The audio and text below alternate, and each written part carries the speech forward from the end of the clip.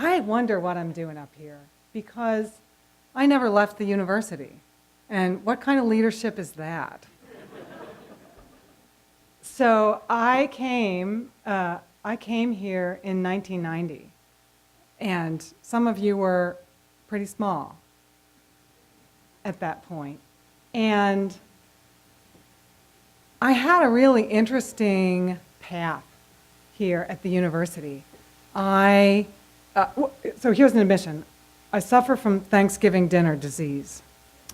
That is the disease where you have a lot of really great stuff on your plate, too much stuff. You want to eat it all, and you just can't manage it.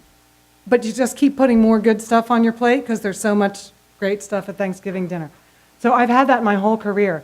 And being here, I was here for maybe more than a decade, really thinking that what I wanted to do was be a great scientist. And I worked on that. And I got a lot of grant money, and I had a lot of people in my lab. At one point, we had 35 people in my lab. We all got hats. They said Julia Inc. And I thought, I've made it, right? I'm at the University of Washington, and I'm pulling down millions of grant dollars, and I have lots of people working for me, and it wasn't enough. It wasn't enough. And one thing that I realized was I was really inward focused, inward inside the ivory tower. And it occurred to me one day that most people were outside the ivory tower, right? And when you live in here like I do, you kind of think after a while that everybody thinks and interacts the way that we do at this university, and that there's nobody who's different. And I'm here to tell you, most people in the world are different. And I had a few realizations, and one of them was, there are not many scientists who go on to be world leaders. And what's up with that, right? It may be that we're not very good socially. I see that you've met some of us before. Okay, yeah. So a lot of us are very introspective. We stay here, we work on our little pieces of the world. We are so good at that here at the university. We have all of these people who do these arcane little things, and you know what? That is extremely, extremely important, because if we don't have those people, from them will spring the next solutions to the environmental problems that we face in the world today. We're just not smart enough to know which of those strange little people working in the labs are going to produce those changes. So I went outside the ivory tower, and I did it by deciding that science just couldn't survive if it stayed inside the university. We had to reconnect science to people, and we have all of these programs to make more STEM students. And I thought to myself, well, it's great to have more STEM students. I was a STEM student, but I want everybody in the world to be involved in science, because science matters.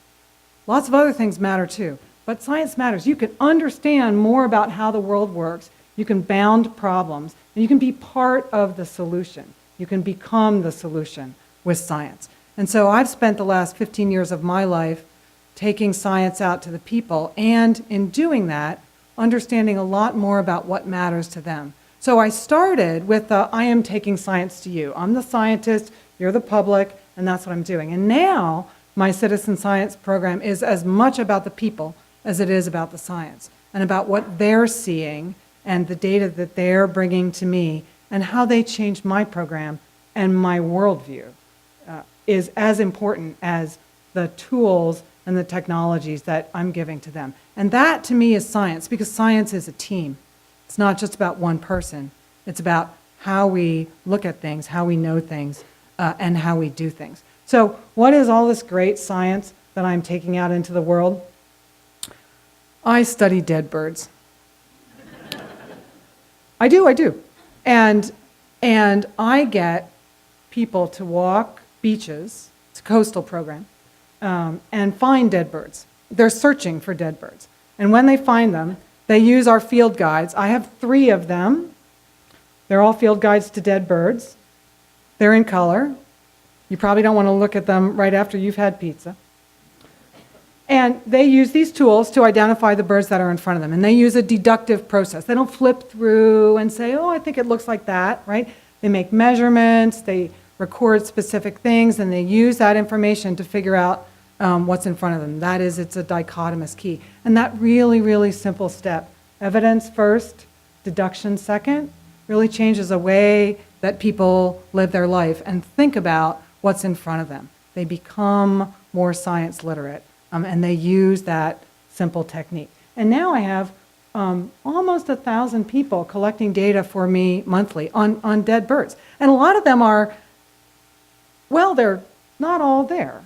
And they're kind of gross with maggots and all of those kinds of things. And just imagine that. If I can get 1,000 people out on beaches every month collecting data about gross maggoty birds, imagine what we could do if we took out other forms of science that were, say, more charismatic than that. So when I started this, I didn't think about leadership. I just knew that I wanted data.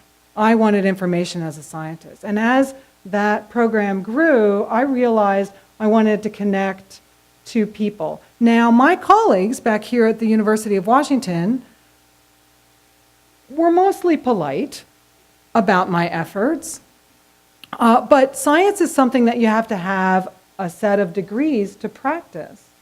And that's what they told me. Well, that's nice, Julia, but you know, that's not real science. And you know what I think?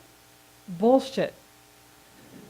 Of course it's real science. Of course it's real science. Our ability to go out on the land and take real measurements and bring them back and ground truth them against all of the satellites in the world, that is real science. That's incredible science, and it's science that's making a difference. Our program has been the baseline against which oil spills are assessed, and fishery bycatch, and harmful algal blooms, and climate change. And that is all because people are out there collecting the data. Without those real people, those non-scientists out there, we wouldn't know any of that stuff. And so, of course it's real science. So now I have millions of dollars again, this time, again, from the NSF Foundation. And it's to do citizen science.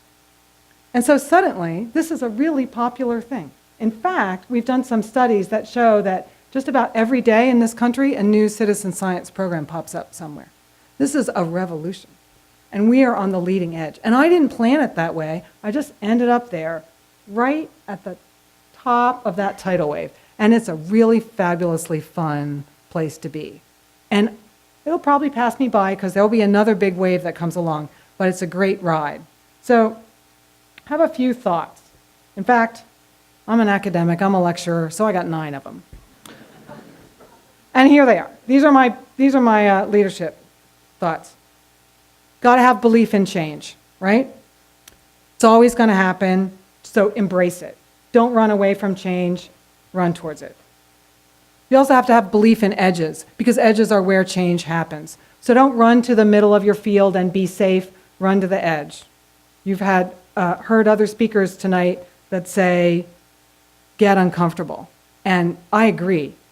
If it's uncomfortable, you're on an edge. If you're feeling fine and satisfied, you're not on an edge. Use ferocious humility. You got to be ferocious, right? You've got to do it, and you've got to do it, and you've got to do it. And when somebody says to you, politely or not, you know, that's a pretty dumb thing that you're doing, just keep doing it, right? You have to push, and then you have to push more. You have to believe in that. You have to believe in what you're doing in your core, but do not give up. And here's the humility part, don't be arrogant about it, right? You can get so much farther without being arrogant, by being humble, but ferociously humble. Listen, that's number 4.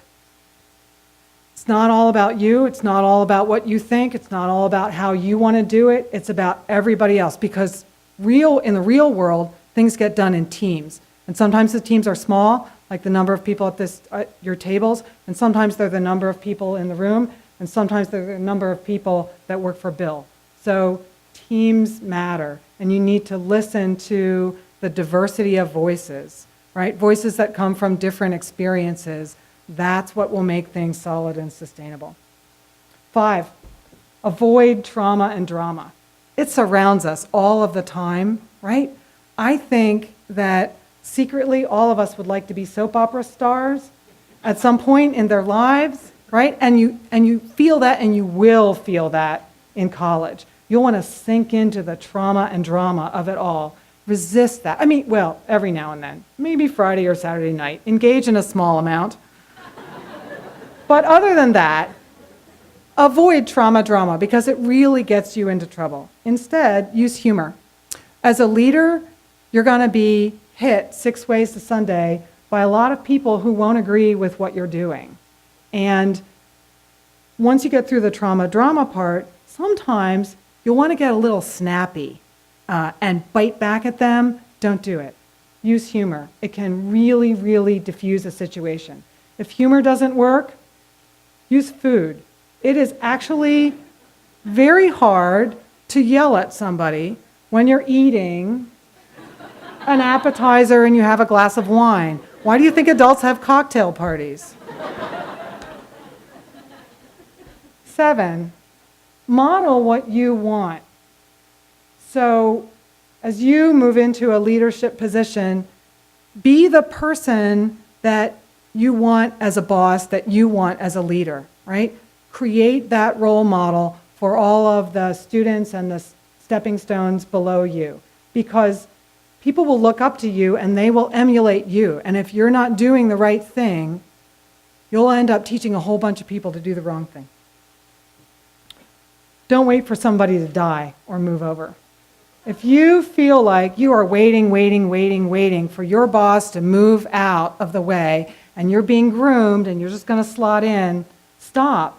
Look in another direction and find another leadership position. And finally, number 9, see the path behind you. It's really, really hard to see the path ahead of you, but as you move forward and make decisions and stay with your passion and stay with your core, you will see a very, very bright path behind you.